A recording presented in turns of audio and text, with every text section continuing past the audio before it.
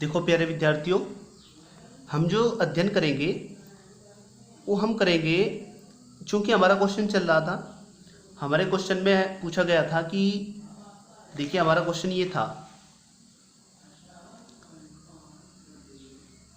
पुंकेसर लघु बीजाणुधानी, लघु बीजाणु जनन, लघु बीजाणु एवं लघु युग्मक जनन का अध्ययन कीजिए। यानी इनका हमें अध्ययन करना है और इनके बारे में हमें समझना है। मतलब सभी विद्यार्थियों को इसके बारे में जानकारी लेनी है। हमने बताया था जो नर युग्मक होते हैं वे हमेशा छोटे होते हैं और मादा युग्मक हमेशा बड़े होते हैं।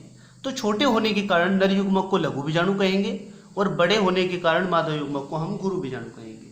तो छोटे होने के कारण लघु बीजाणु के बनने की प्रक्रिया को, क्योंकि जिसमें नई संरचना बनती है और संख्या में वृद्धि होती है तो जननी का नाम जुड़ जाता है, जनन।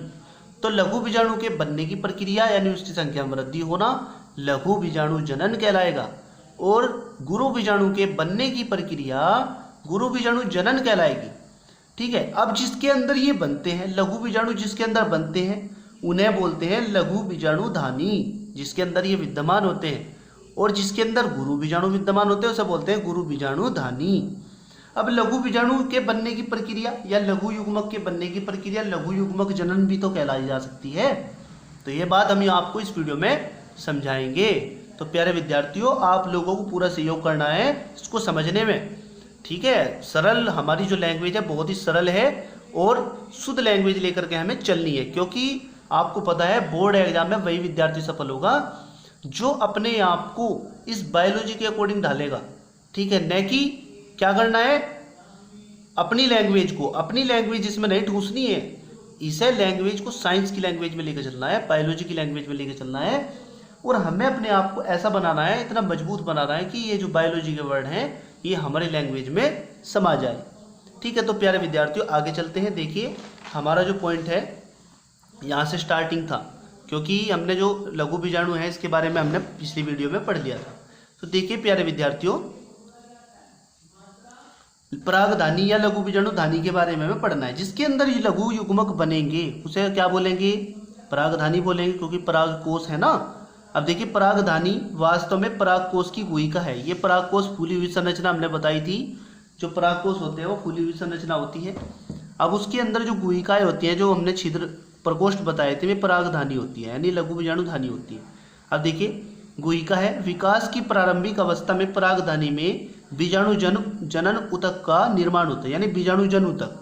इसको हम क्या बोलते हैं, सबसे पहले क्या बनता है प्रारंभिक अवस्था में, यानी विकास जब होता है परागकण का, सबसे पहली अवस्था में परागधानी के अंदर जो ये 4 प्रकोष्ठ हमने ऊपर बताए थे आपको, इन 4 प्रकोष्ठों के अंदर एक एक बीजाणु जन ऊतक बनेगा।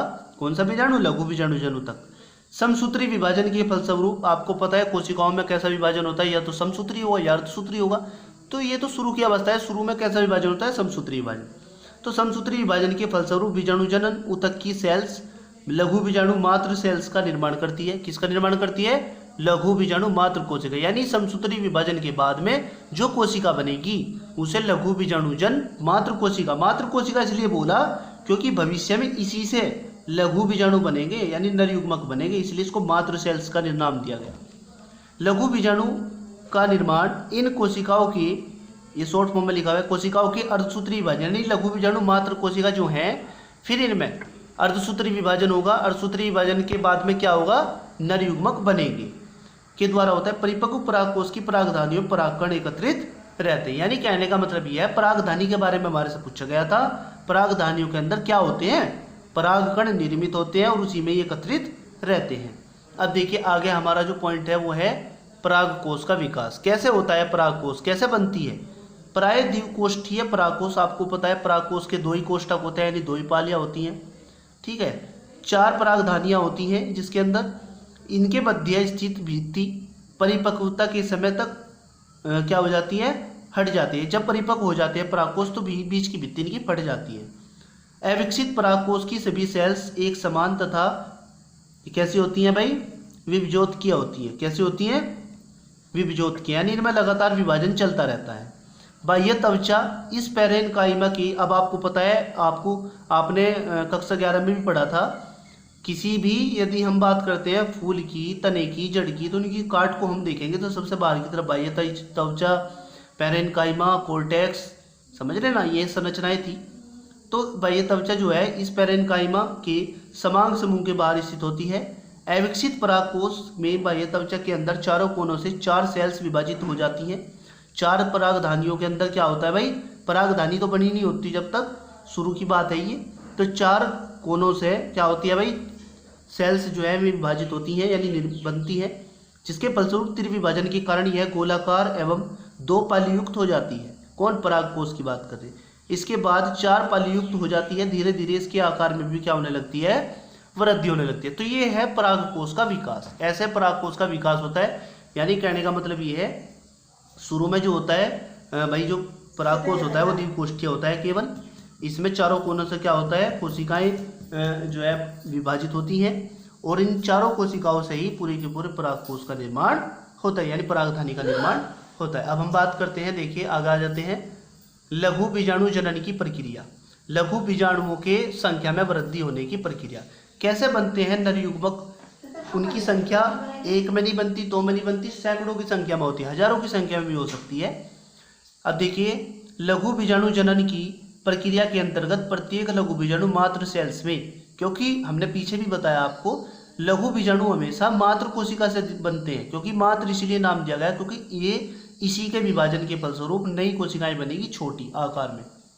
प्रत्येक लघु बीजाणु मात्र सेल्स में अर्धसूत्री विभाजन के फलस्वरूप प्रत्येक लघु बीजाणु मात्र सेल्स से 4 अगुणित, हमेशा अर्धसूत्री विभाजन के पश्चात जो भी सेल्स बनेगी तो वे युग्मक। तो युग्मक हमेशा कैसे होते हैं, अगुणित होते हैं या द्विगुणित होते हैं, वे होते हैं अगुणित।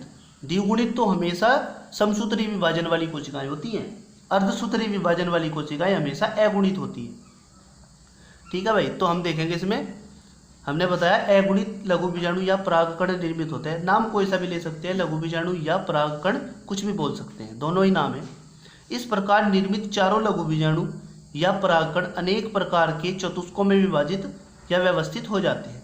चतुष्क का मतलब है 4 कोशिकाओं वाली कोशिकाएं होती हैं, यानी जिसमें छोटी छोटी 4 कोशिकाएं होती है संयोजिक रूप से।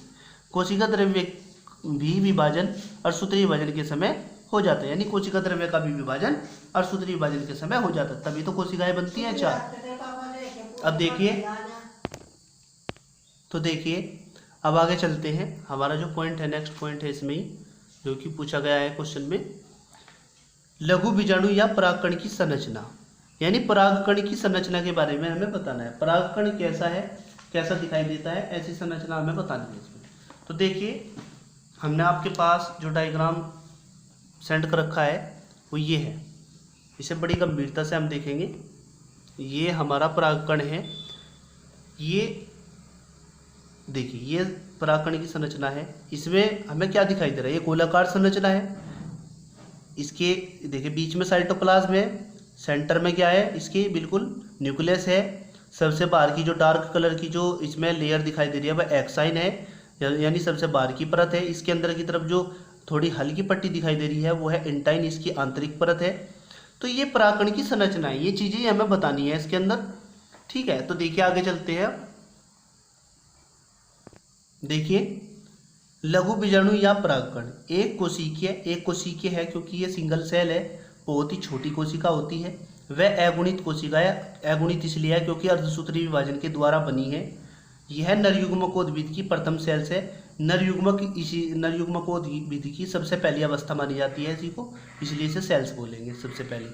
इसकी आकृति गोल, अंडाकार या बहुफलकीय होती है। बहुफलकीय का मतलब जिसके कई सारे सिरे भी होते हैं, ऐसे भी बोल सकते हैं। लघु बीजाणु की आकृति, आमाप एवं भित्ति के लक्षण, पादप वर्ग की दृष्टि से इनकी अति महत्वपूर्ण भूमिका है।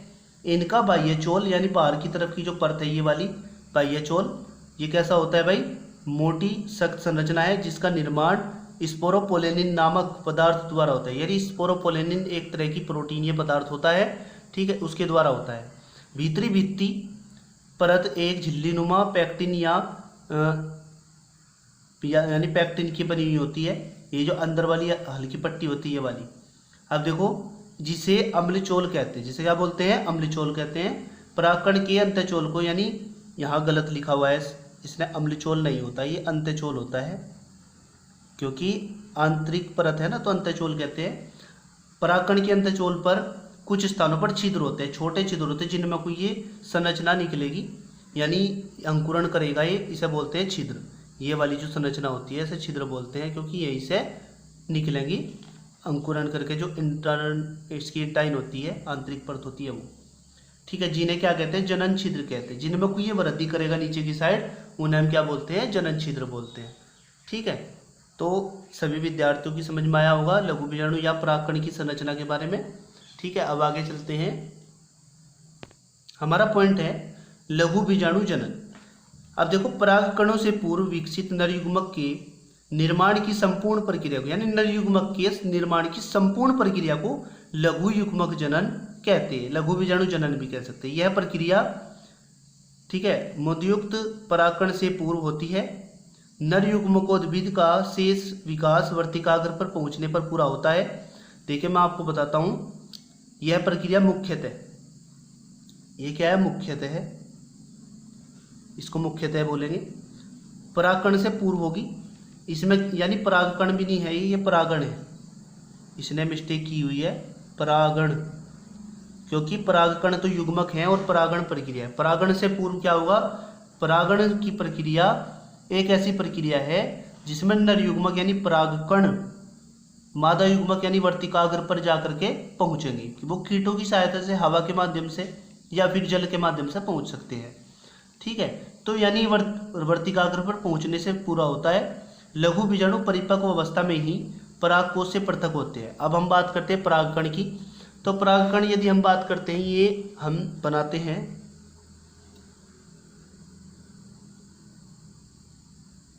यदि हम बात करें, ये परागकोश है भाई।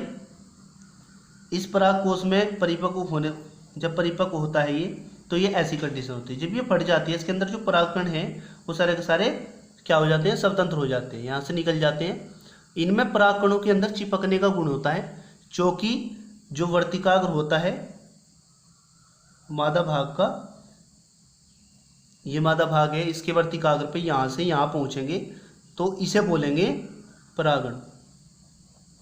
ठीक है भाई, ये यहाँ पे जाकर के चिपक जाएंगे, क्योंकि यहाँ भी एक चीकना पदार्थ होता है पानी जैसा, जिसके अंदर खनिज लवण होते हैं काफ़ी मात्रा में, कुछ हार्मोन्स होते हैं, कुछ एंजाइम होते हैं। तो ये परागकण यहाँ पहुँचते हैं, क्योंकि ये तो केंद्र में है और ये पार्श्व में है, यानी बराबर में है, तो यहाँ से यहाँ पहुँचने की क्रिया परागण कहलाएगी। और ये जो बिंदीदार चिन्हों के द्वारा हमने दिखाया हुआ ये परागकण है, परागकण, क्योंकि परागकण तो होते हैं युग्मक और परागण होती है प्रक्रिया। परागकणों का वर्तिकाग्र पर पहुंचना परागण कहलाता है। तो ये बात समझनी है आपको। अब देखिए आगे, हमने कहा कि भाई पृथक होते हैं तथा परागकण परागकण होते हैं। लघु युग्म जनन के अंतर्गत सभी केंद्र के विभाजन समसूत्री विभाजन होते हैं। इसके फलस्वरूप दो नर युग्मकों का निर्माण होता है। कितने युग्मकों का, दो नर युग्मकों का। इस अवस्था में परागकण 3 कोशिकीय हो जाते हैं। कैसे हो जाते हैं, 3 कोशिकीय, क्योंकि 2 केंद्रक तो होते हैं मादा युग्मक के अंदर, और मतलब एक तो होता है मादा युग्मक के अंदर और 2 जाते हैं नर के द्वारा जनन छिद्र में को जाते हैं। ठीक है, जब परागकण वर्तिकाग्र के माध्यम से वर्तिका नली में अंडाशय की ओर अंकुरित होते हैं तब, तो ये अंडाशय से जुड़ करके त्रिकेंद्रकीय हो जाता है।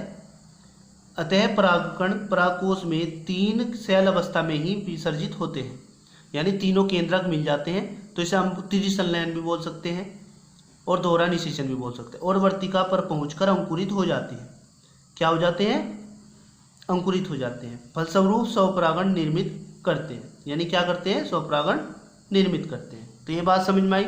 तो ये बात थी लघु युग्मक जनन की। कहने का मतलब यह है कि लघु बीजाणुओं के बनने की प्रक्रिया लघु युग्मक जनन कहलाएगी या लघु बीजाणु जनन कहलाएगी। फिर लघु बीजाणु जनन के बाद की भी प्रक्रिया इस टॉपिक में बता दी गई है। लघु बीजाणु जनन के पश्चात लघु बीजाणु परागकोश में परिपक्व होकर किस पर पहुंचते हैं, मादा युग्मक के पास पहुंचते हैं और उसे अंकुरित करते हैं, मतलब उसे निषेचित करते हैं। अंकुरित नहीं बोलने के, निषेचित बोलेंगे, निषेचित करते हैं। जिससे क्या होता है, फूल का जो अंडाशय भाग होता है निषेचन के पश्चात फल में परिवर्तित हो जाता है। फल के अंदर जब जो केंद्रक होते हैं, जब उनका विभाजन होता है तो वे बीजों का निर्माण करते हैं। किसका निर्माण करते हैं, बीजों का निर्माण करते हैं। तो प्यारे विद्यार्थियों, ये यहाँ पर हमारा पूरा का पूरा क्वेश्चन फिनिश होता है नर युग्मक के बारे में और नर जनन अंगों के बारे में हमारा ये पॉइंट क्लियर होगा।